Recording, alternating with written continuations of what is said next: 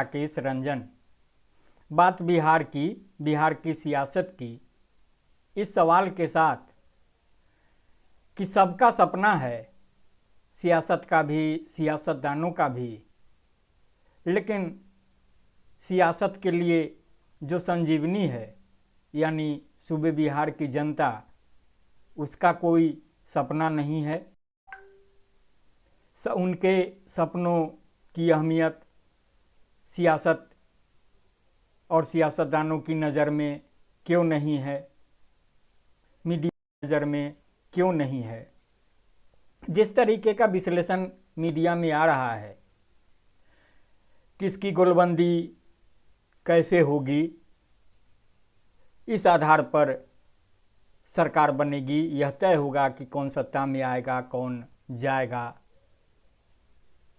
अलग अलग तरीके के विश्लेषण इस बात के भी कि कौन सी पार्टी, कौन सा गठबंधन जनता के लिए कौन सा झुनझुना लेकर आएगी, झुनझुना कितना लुभावन होगा, मन बहलाने वाला होगा, पोटने वाला होगा।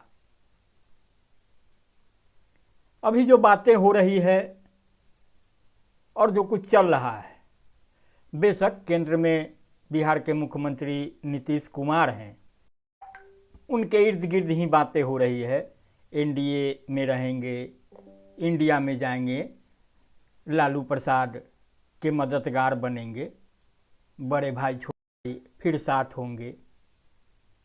चर्चा इस बात की भी है कि भाजपा निपटाएगी, निपटाने में सफल होगी भी या नहीं होगी।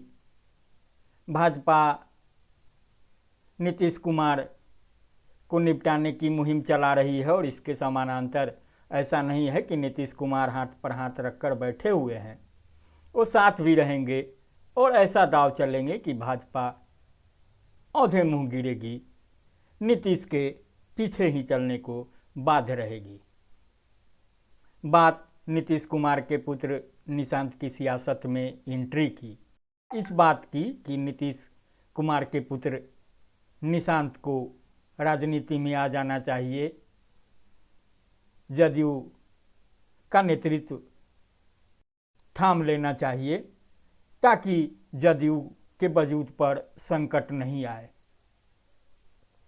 जो भी विश्लेषण है उसमें एक विश्लेषण यहाँ आकर के टिकता है कि अगर जो भी कयास लगाए हैं, जो भी बातें हो जा रही है, उसमें अगर कुछ भी नहीं हो तो यह तय है कि नीतीश कुमार अब आखिरी बार मुख्यमंत्री होंगे और यह जो उम्र का तकाजा है उसे आधार बनाया जा रहा है। सवाल होता है कि क्या यही लोग बिहार के रहनुमा हैं, यही लोग मतलब जिनकी अभी चर्चा हो रही है सियासत में और जिनके इर्द गिर्द तमाम ताना बाना बुना जा रहा है सियासत का, बिहार के भविष्य का, सियासी भविष्य का। 1990 से लेकर आज तक बिहार की जनता ने लालू प्रसाद, नीतीश कुमार, रामविलास पासवान को देखा, जीतन राम मांझी को भी देख रहा है, उपेंद्र कुशवाहा को भी देख रहा है, नया उदय हुआ मुकेश सहनी का, उनको भी देख रहा है, देखा भी है। अभी एक पार्टी लेकर प्रशांत किशोर आए हैं, कई कई चेहरे कतार में हैं। रामविलास पासवान नहीं रहे तो उनके पुत्र विरासत संभाल रहे हैं। विरासत की जंग में भले उनके भाई भतीजे से पिछड़ गए, लेकिन चाचा पशुपति अब भी हाथ पांव मार रहे हैं। तो रामविलास पासवान के बाद उनके पुत्र चिराग पासवान उत्तराधिकारी बने।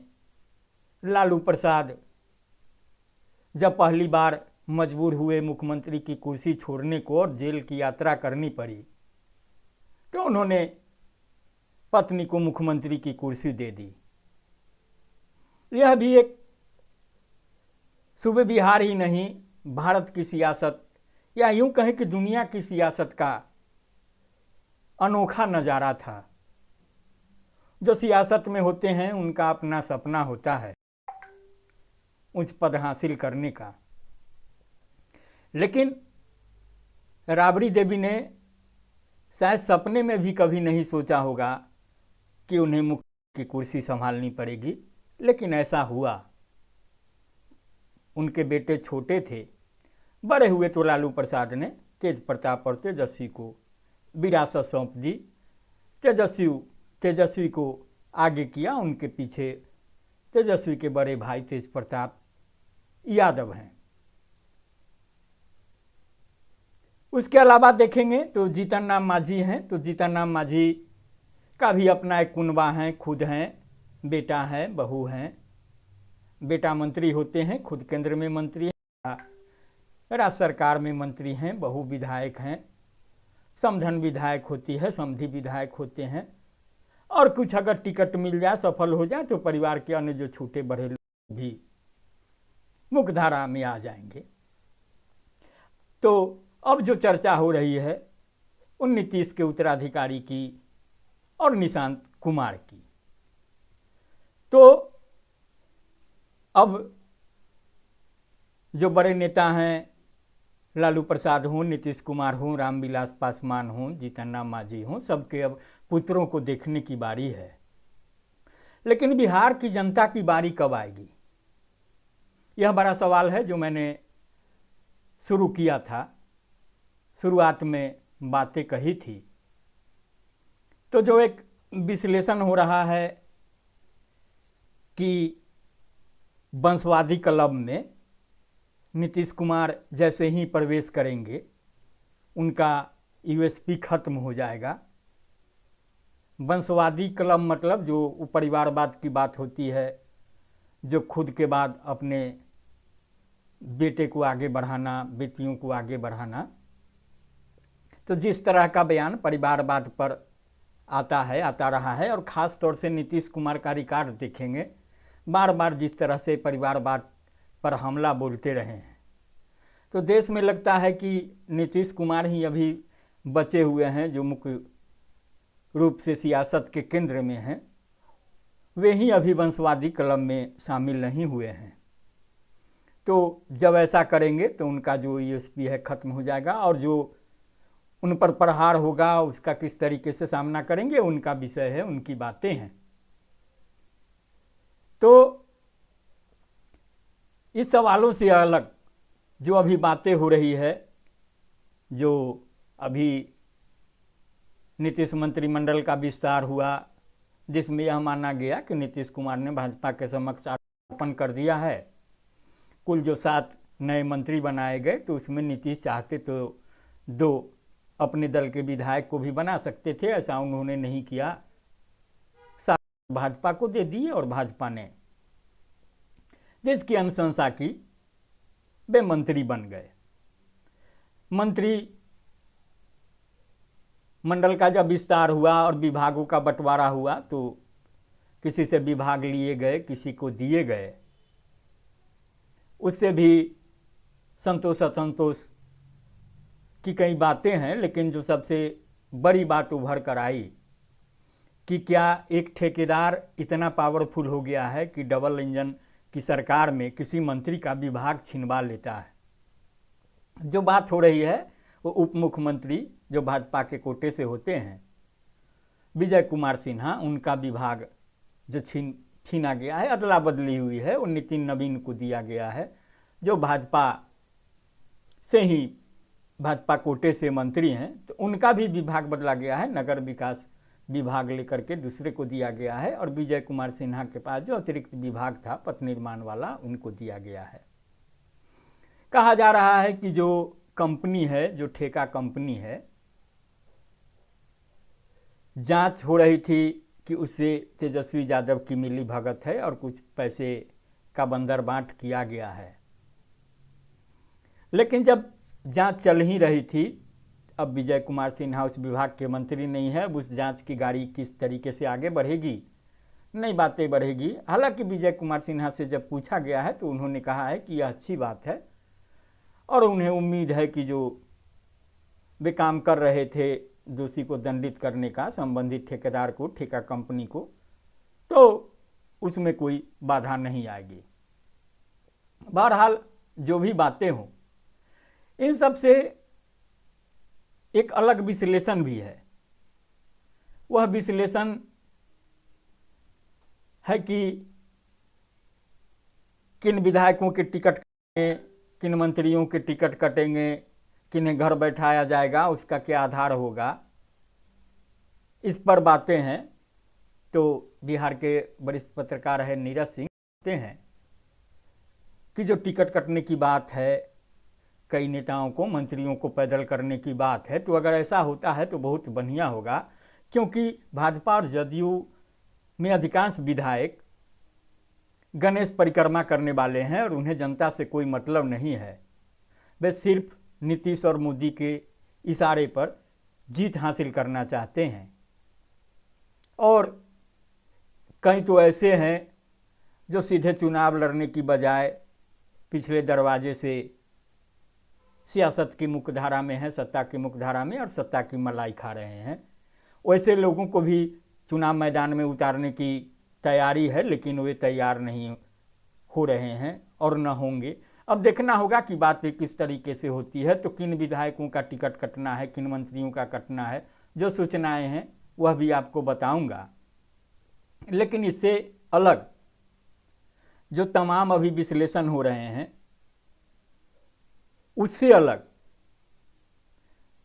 जो कुछ कहा जा रहा है, जो तटस्थ लोग हैं, जो सियासत जो प्रहसन कर रही है, जो जोड़ घटाव कर रही है, खुद अपने तय कर रही है कि कौन कहाँ जाएगा, किस तरीके से समीकरण बैठेगा, उनके पास इतना वोट, उनके पास इतना वोट, इस बात को भूल करके कि अंततः यह तय करना जनता का काम है कि वह किसको वोट देगी नहीं देगी। तो एक बातें कही जा रही है कि अगर भाजपा डरपोक नहीं है तो बिहार में राष्ट्रपति शासन कर बगैर नीतीश कुमार के चुनाव लड़ ले। कोई चेहरा नहीं है भाजपा के पास, तो स्लीपर सेल की तरह काम कर रहे प्रशांत किशोर को ही मुख्यमंत्री का उम्मीदवार घोषित कर दे। एक नया प्रयोग होगा, नई बातें होंगी। दूसरी बात यह कि सभी पार्टियों में दम है, सभी एक दूसरे को निपटाने में लगे हैं, सभी को अपनी ताकत का गुमान है। तो बिहार की सभी पार्टियां चुनाव मैदान में अकेले उतरी और नीतीश कुमार को फिनिश करने का प्रयास करे, यह हिम्मत राजद और भाजपा कम से कम दिखाए ही, क्योंकि नीतीश से प्रॉब्लम इन्हीं दोनों को है।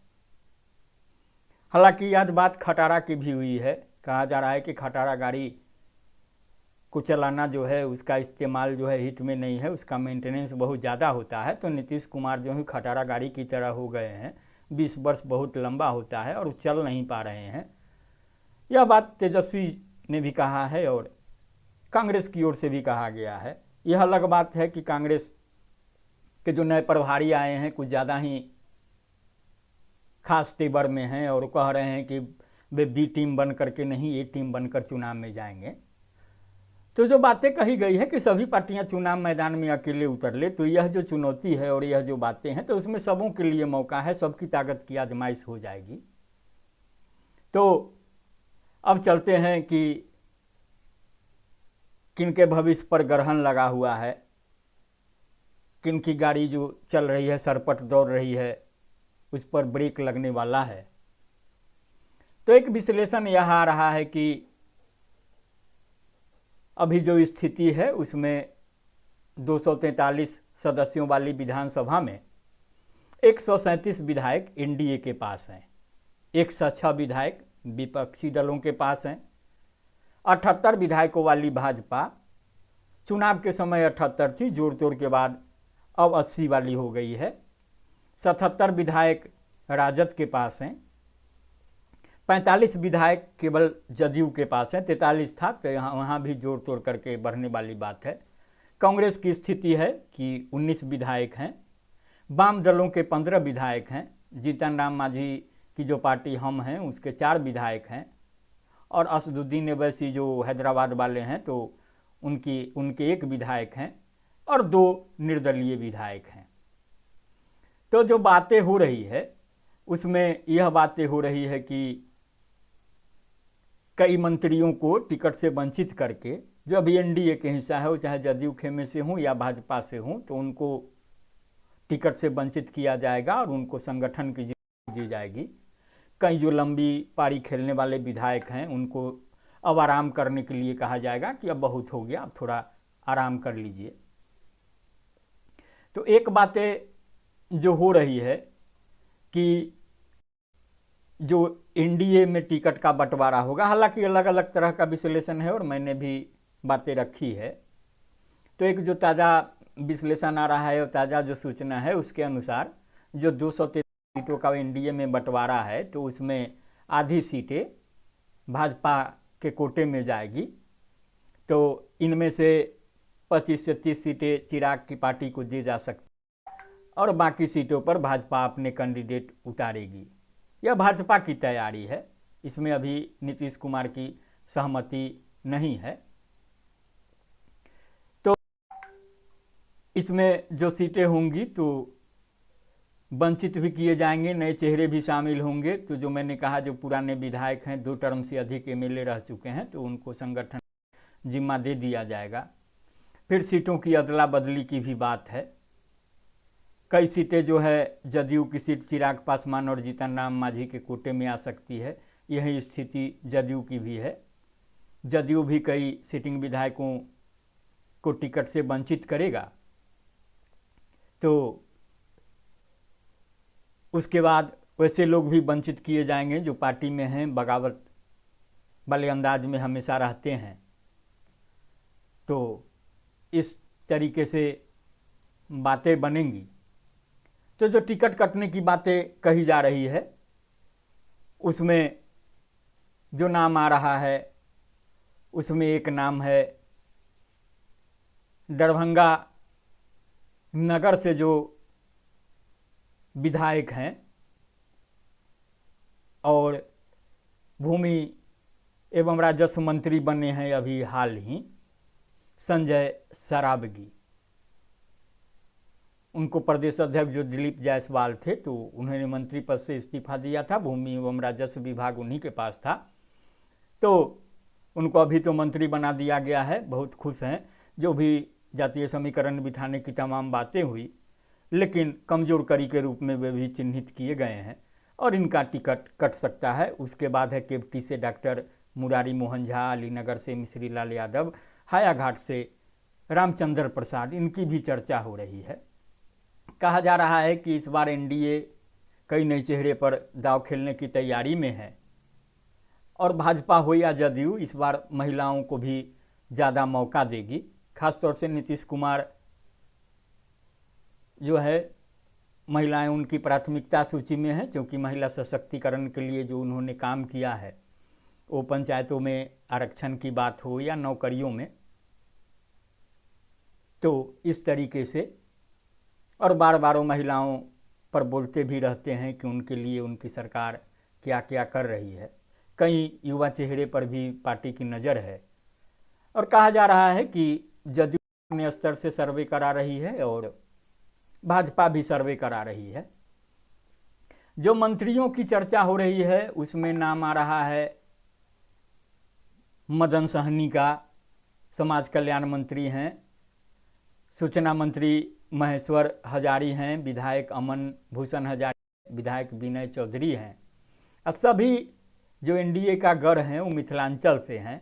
अब महेश्वर हजारी को देखेंगे तो महेश्वर हजारी के पुत्र कांग्रेस के टिकट से समस्तीपुर से लोकसभा चुनाव में उम्मीदवार थे।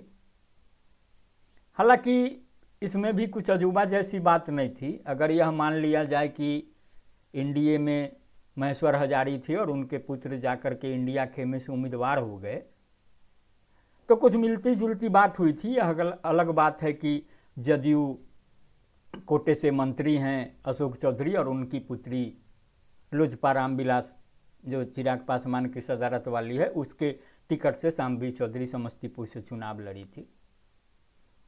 तो जो सीटों पर सियासत की बात मैंने शुरू में भी कही, उसमें जदयू का जो दाव चल रहा है कि जदयू जो समझौते का आधार है वह बनाना चाह रही है 1915 को। देखेंगे तो 210 में 147 सीटों पर 141 सीटों पर चुनाव लड़कर 115 सीटें जीती थी, जबकि भाजपा 2010 में 102 सीटों पर लड़कर 91 सीटें जीती थी। 5 साल बाद जदयू ने 101 सीटों पर चुनाव लड़कर 71 सीटें जीती। जदयू 2020 के आधार पर सीट बंटवारे की बातचीत नहीं करना चाहती है। तो एनडीए में जो सीट शेयरिंग पर पेच फंस सकता है, उसमें जो बातें हो रही है कि जदयू जहां 125 सीटों की पहचान कर अपना दावा ठोकने का मन बना चुकी है, जदयू जिन सीटों पर चुनाव लड़ना चाहती है वह भाजपा के मौजूदा 20 विधायक हैं। वहीं जीतन राम मांझी, चिराग पासवान, उपेंद्र कुशवाहा भी ज़्यादा सीट चाहते हैं। ऐसे में एनडीए में सीट शेयरिंग को लेकर पेच फंसना तय है। तो अब तक की यही स्थिति है और जो बातें हैं उसमें बातों की समाप्ति इन पंक्तियों के साथ कि अभी न होगा मेरा अंत, अभी अभी ही तो आया है मेरे वन में मृदुल बसंत, अभी न होगा मेरा अंत। ये जो पंक्तियां हैं डॉक्टर शशि भूषण सिंह की हैं, बिहार से ही हैं और बिहार को बखूबी समझते हैं, बिहार की सियासत को समझते हैं। तो किसके लिए, किनके लिए ये पंक्तियां हैं, यह आप भी समझने की कोशिश करिए। फिलवक्त जो तस्वीर है आपके समक्ष मैंने पेश किया। अब जो तस्वीर बनेगी फिर उसे लेकर हाजिर होऊंगा। तो लाइक करेंगे, शेयर करेंगे। नमस्कार।